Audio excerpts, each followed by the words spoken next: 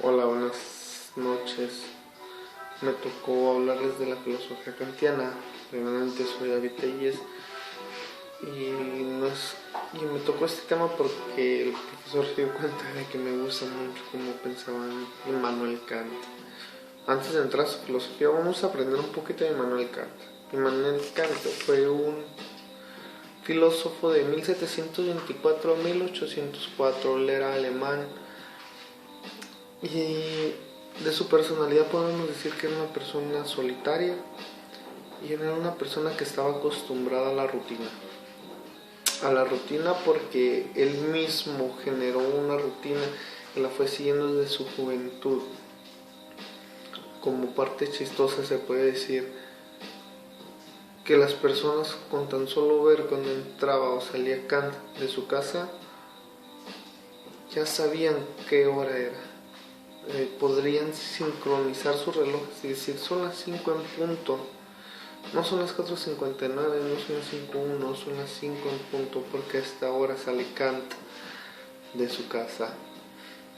Y yo creo que eso fue lo que lo llevó a escribir un libro que le llevó mucha paciencia, mucha metodología, me imagino.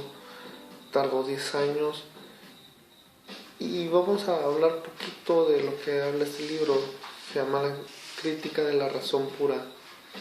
Immanuel Kant fue uno de los primeros empiristas. Anterior de él estaba el racionalismo, que, como decía Descartes, pienso, luego existo. Para Immanuel Kant no era así. Para Immanuel Kant el pensamiento no te decía el conocimiento.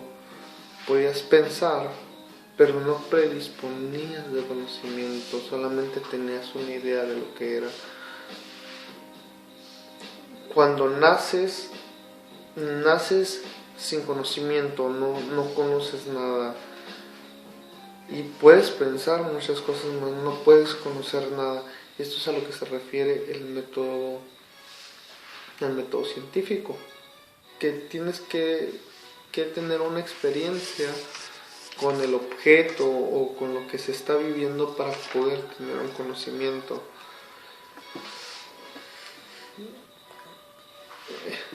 Y estudiando así a Kant, él decía que para conocer algo primero disponemos de los sentidos, después entendemos y al último razonamos.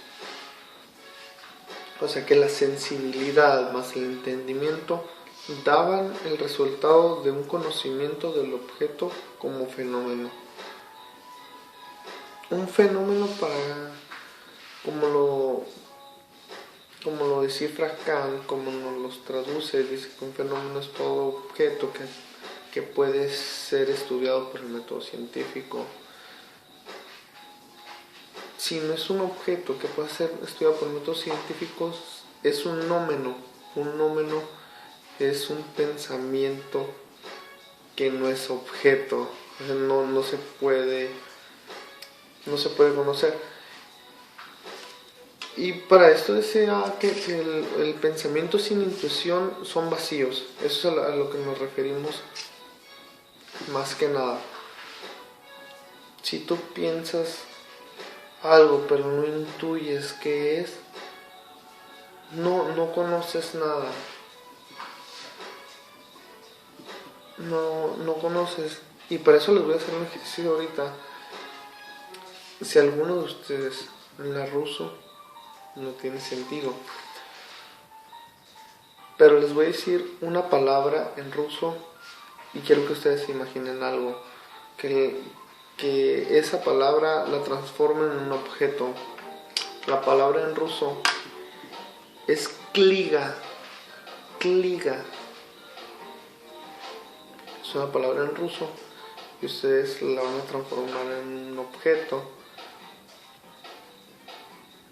porque Kant dice que los pensamientos sin intuición son vacíos. Ustedes están pensando en la palabra kliga, ¿y qué se imaginaron? ¿A qué los intuyó la palabra kliga? La palabra kniga significa libro en ruso. Y es a lo que se refiere. Los pensamientos sin intuición son vacíos. Si ustedes piensan en la palabra kniga, pero para ustedes no significa nada, entonces piensan en una palabra que en realidad no los lleva a un conocimiento nulo. No hay conocimiento sobre esa palabra. Pero cuando les dicen libro, empiezan a decir, oh, que es algo que tiene hojas, que tiene una portada, tiene una contraportada, se puede leer, tiene letras, tiene un autor. Entonces, podemos llegar a la conclusión de que sí, el pensamiento sin una intuición pues no significa nada. Pensar en algo no te da el derecho de saber, de poder decir que lo conoces. La observación predispone el conocimiento, mas no conoce. Como un ejemplo, que estábamos en clase y decimos, imaginemos que queremos ir a Roma y queremos conocer Roma y empezamos a leer libros de Roma, empezamos a ver videos, estudiar fotografías y de alguna manera podemos decir que conocemos Roma, pero no es correcto decir que conocemos Roma.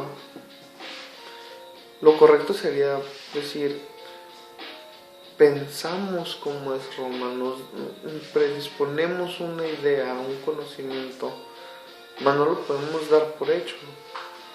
Hasta cuando visitas Roma. Cuando visitas Roma y tienes una experiencia directa con él, cuando lo puedes tocar, lo puedes sentir, es cuando dices, ok, ahora sé que conozco. Pudiste haber leído acerca de un paisaje y para ti resultó muy bonito en el libro, pero cuando lo ves dices, oh, no era lo que me esperaba. Entonces eso es a lo que se refiere con que un pensamiento no predispone el conocimiento. Aquí en México tenemos una frase que nos dice, cada quien platica como le fue en la feria. Y es neta, o sea, es verdad. Tu conocimiento es diferente al mío porque tu experiencia es diferente a la mía.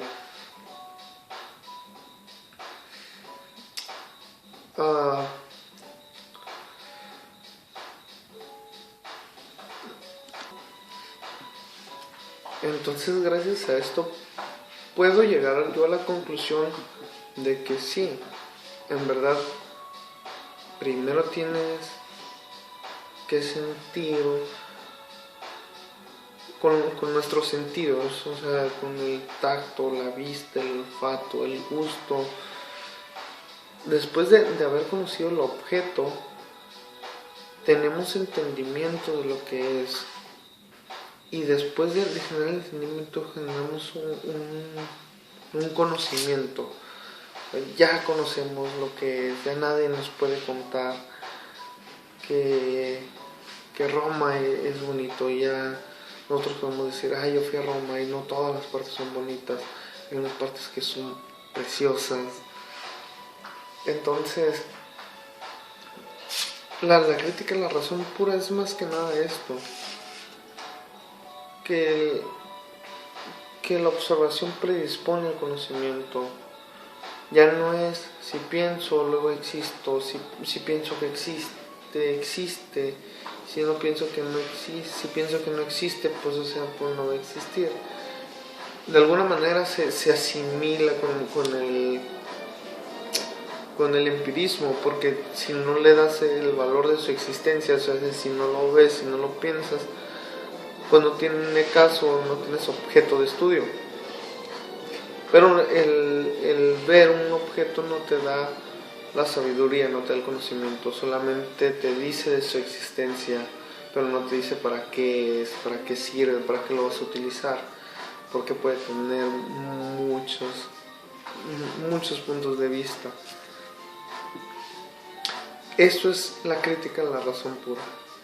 No puedes sacar un conocimiento solamente de pensar o de verlo.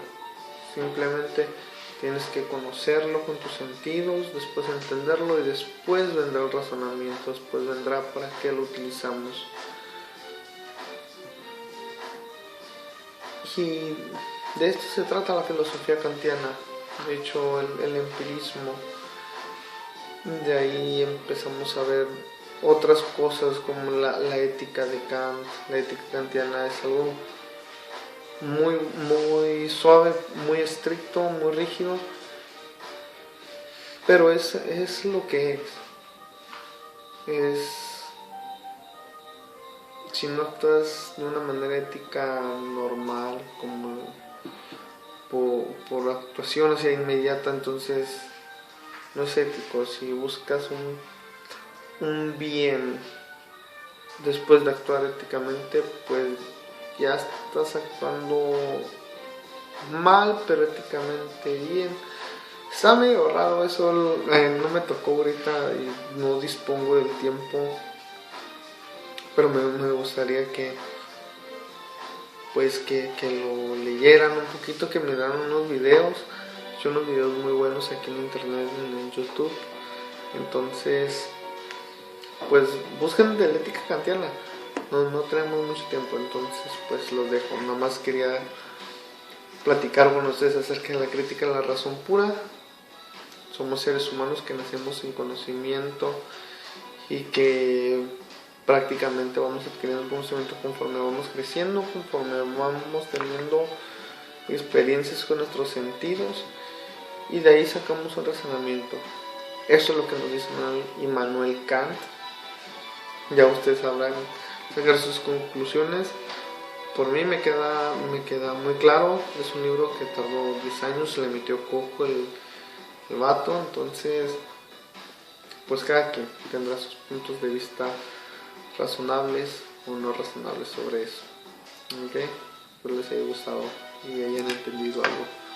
Bye.